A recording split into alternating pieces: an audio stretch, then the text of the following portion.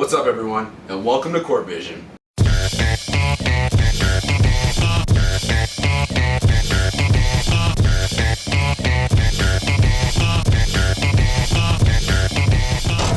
yes, everyone, we are back. Second episode in 1 week.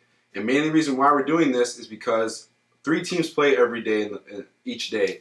So to keep up with everything that's going on, we're going to do 2 videos a week. So what we're going to do is we're going to pick one team from the East to talk about, one team from the West to talk about.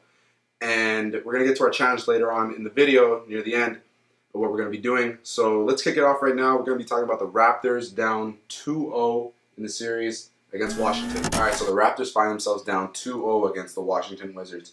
They've lost home court, and I got to ask you guys, are the Raptors done? I think they are, man. I think they can possibly get swept. And I know that's a big thing, especially if they're the 4th seed and Washington's the 5th seed. But shout out to all those Raptor fans that are out there in the cold, in the rain, watching their team get slapped. Raptors always start off good, 31-26 in the first quarter. Then the second quarter, they only scored 18 points. I mean, this is not a great team right now. This is a good team. They're missing one piece away in order to beat Washington maybe next year. For me, you have the best fans in the East. This should be such an advantage for you that you need to take advantage and beat a team. You should be up 2-0. The Raptors should be up 2-0 against the Washington Wizards. The fans showed up. The Raptors didn't. Yeah, that's the problem. Especially, I'm gonna get into Lowry a little bit after, but you go ahead. Honestly, man, I don't think the series is completely over, but it's pretty damn close. If the Raptors lose Game 3, it's a wrap. I'm ready to say that these guys should be packing and setting up whichever golf courses they'll be going to this summer or whatever islands they'll be visiting, because I don't know what's going on with this team, but to lose 2 games in front of that Rockets crowd and that home court advantage that you worked all season to get is completely gone. You need to march into DC and take Game 3, otherwise this thing is a wrap. DeRozan hasn't played as well as he should have been playing, and Lowry has been a ghost, but we'll get to that later. Honestly, I got to give credit to Bradley Beal and John Wall. They really showed up and they really left their mark on this series, proving which backcourt is actually better. And so far, the Raptors haven't answered, man. I'm looking to see what they'll do in Game 3, but it's not looking good right now. Yeah, John Wall had 26 points, 17 assists. You get your team involved that much with 17 assists, I think you'll win the game. The Raptors had 19 assists total as a team, and John Wall almost beat him. It was only 2 assists. He was 3 assists shy of a 2020 game. He shot 8 for 16. Bradley Beal 28 points, 5 rebounds, 2 assists. Yeah. Shot 12 for 21. And Paul Pierce didn't even go off. The people that hate Paul Pierce, Toronto hates Paul Pierce. Toronto hates Paul Pierce, and he didn't even do it. He scored 10 points. And you have these 2 guys doing all the work. For me, you can talk about the rebounding, you can talk about Dwayne Casey's rotations, but for me, it boils down to Kyle Lowry. If Kyle Lowry was having a better series right now, Toronto would at least have a series. Toronto would at least be up at least be tied 1-1.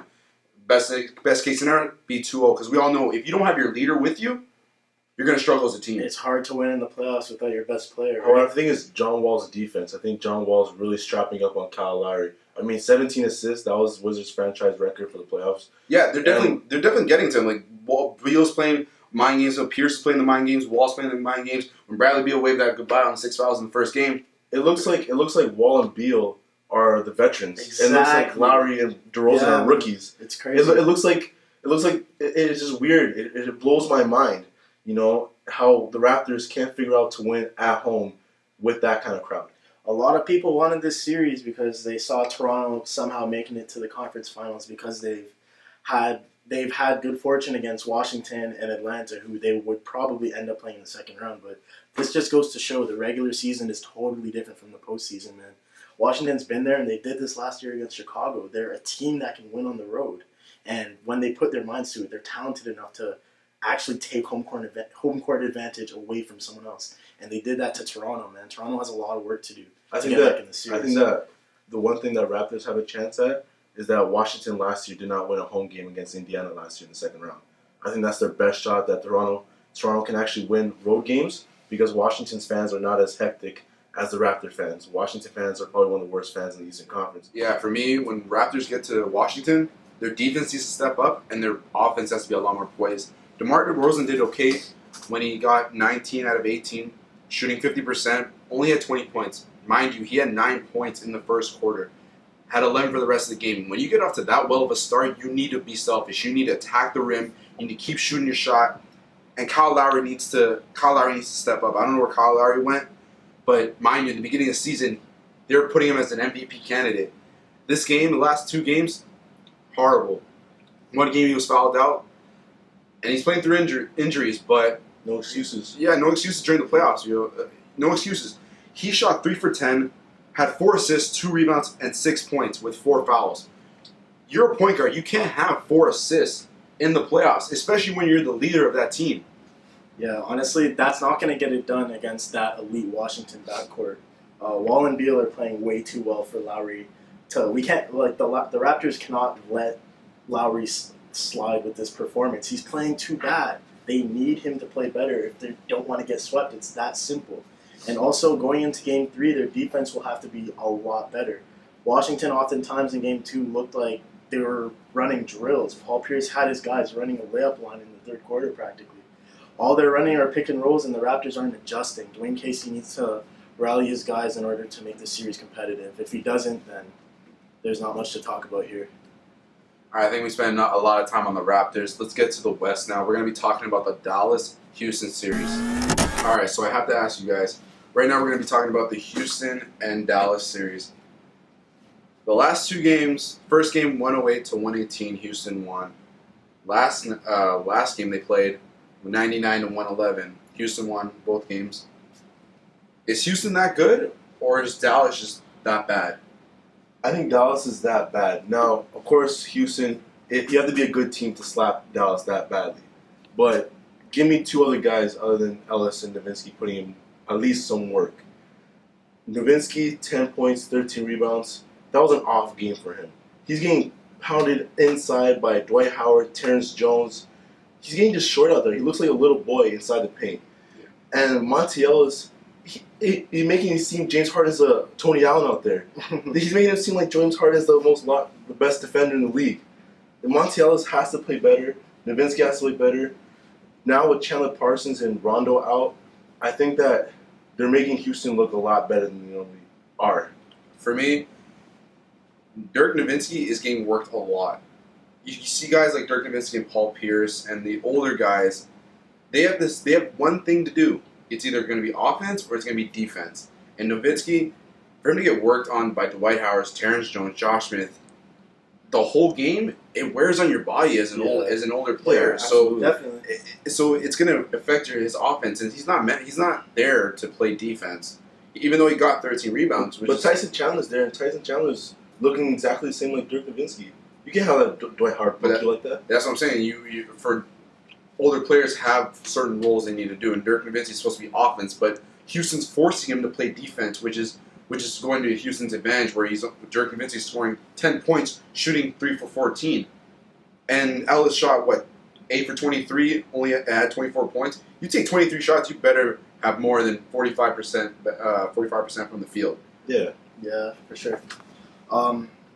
Houston, I think we got to give them some credit. The Rockets are playing well. They're firing on all cylinders, and what's scary is that the MVP of the league, at least in my opinion, James Harden, isn't even playing his A game right now. The other guys are getting involved, and James Harden is being a facilitator. We're finally seeing Dwight Howard look like Orlando Dwight again. We're finally seeing Josh Smith contribute in ways that we know that he could have done, but he's been inconsistent in the past. Houston has needed that guy, and Josh Smith has showed up. We see the role players hitting their buckets. We see Jason Terry. We got guys like Trevor Ariza, Corey Brewer, making things easier for James Harden, so he doesn't have to carry that load like he did for most of the season. I think they're going to get to the second round. This series could end a lot quicker than we all thought. Yeah, but I think that Mavs are making Dwight Howard look like the old Dwight Howard. He shot 10 for 13 from the field goal. Half of those were dunks. 10 for 15. 10 for 15. 10 for 15 from the field goal. Those are most of them are dunks, alley-oops. Why? Is because Josh Smith is beating Dirk Nowitzki off the dribble. Tyson Chandler has to come help, and which makes the lob for Dwight Howard. So it makes it seem easy for Dwight Howard to get all these dunks. it makes Josh Smith easier because he's a stretch 4, even though he's not going to shoot the ball, where Dirk Nowitzki still has to come up on him. And Dirk Nowitzki's old and his legs are old, so he's obviously, Josh Smith has a better way to get to the basket. Yeah, he's trying to preserve his energy for the offense. So I think James Harden's kind of disguising how his role players really are, because he has 6 assists. Those are really good for a shooting guard, basically, with no point guard right now. Yeah.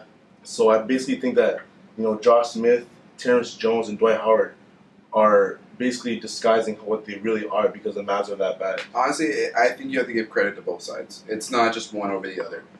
For Houston to step up this way, to step up to another level they needed to get to, says a lot about them. Josh Smith had 15, 8, and 9, almost a triple-double. Got 7 for 15, a little below 50%, but that's okay.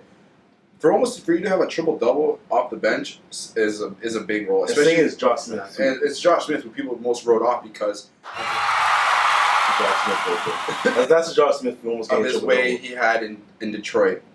Most people wrote him off. But for him to keep trying, keep playing this way, I think Houston deserves some credit. They've reached that level they need to get to beat Dallas.